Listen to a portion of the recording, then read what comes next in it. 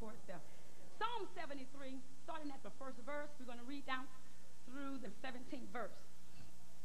And it reads, truly God is good to Israel, even to such as are of a clean heart.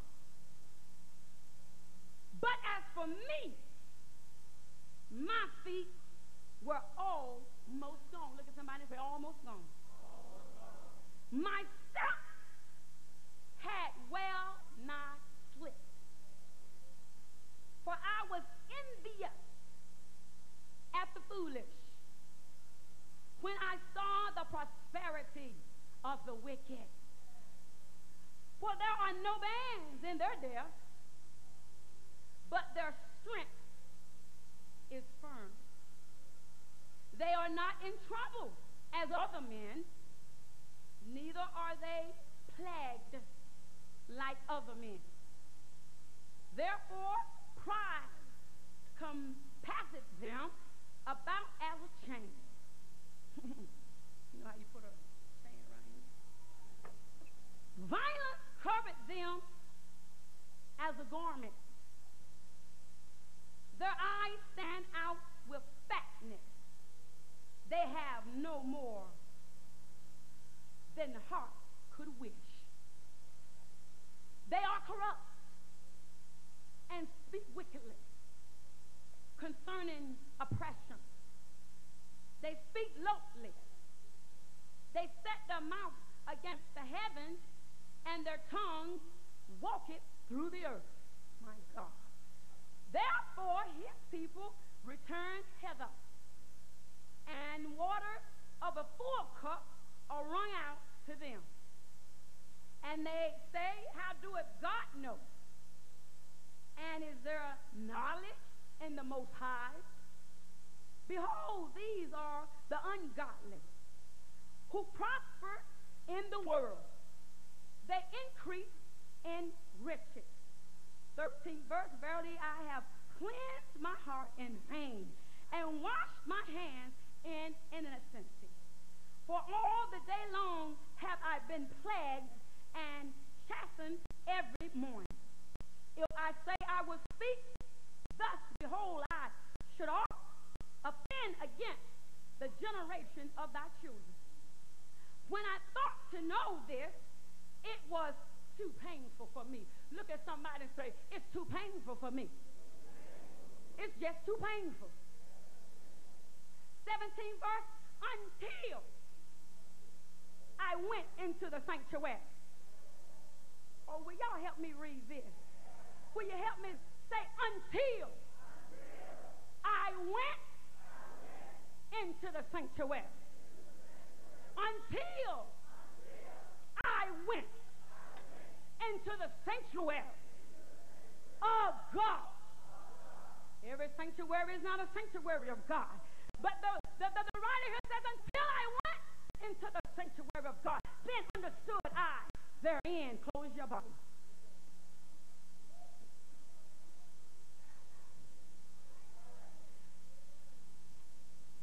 The thought that I want to drop in your lap this morning,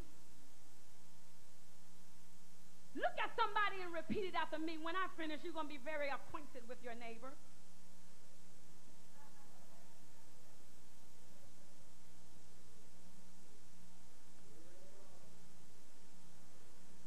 Say the frustrated. You looking at your neighbor? Look at your neighbor. And say the frustrated Christian.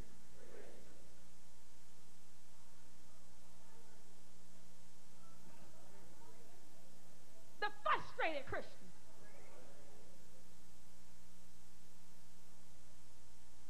Anybody in here ever been frustrated? Anybody ever just been so perplexed that you just didn't know what to do? Have you just been so disappointed, so discouraged, so out of it, until you just didn't know what to do? Anybody in here like that today? Raise both hands.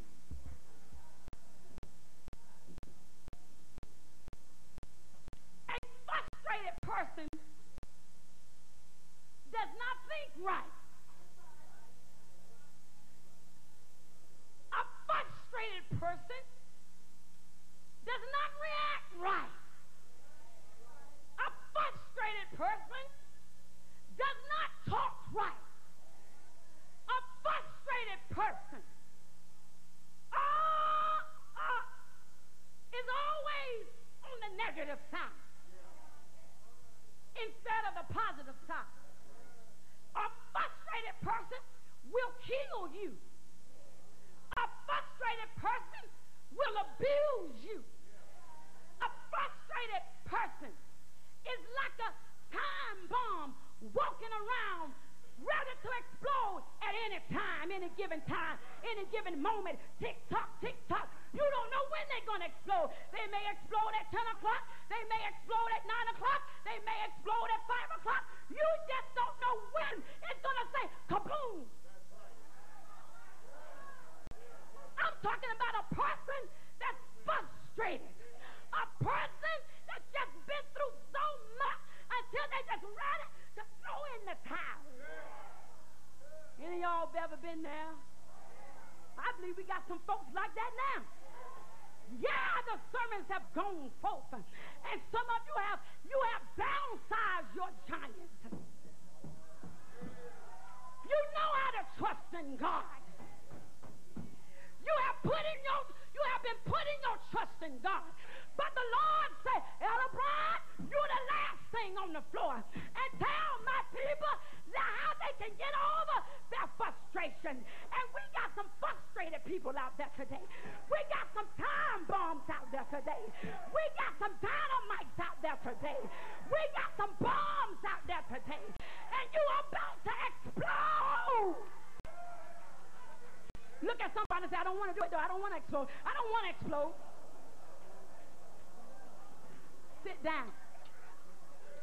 Listen.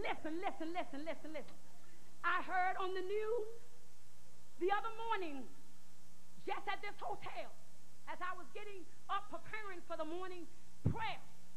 Look at somebody and say, prayer is good. If you don't have it at your church, get it. I'm talking early morning prayer.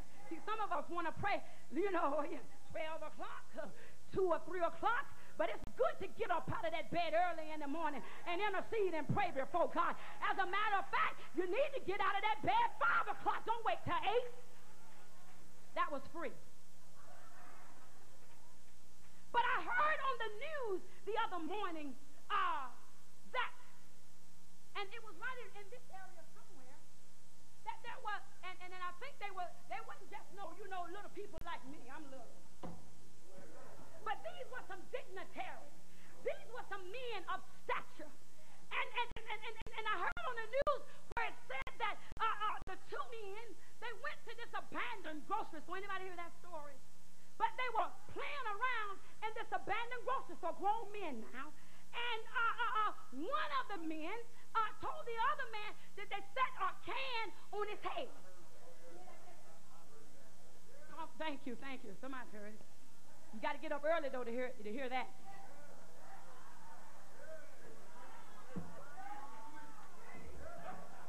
It came on up, it was on early. But anyway, and he told, and the man, now I'm putting this can on my head, and what I want you to do is shoot it off my head. So, what happened? He missed. Now, I didn't kill him as far as I know unless he died recently. Oh. But look at somebody and say, that was none but frustration.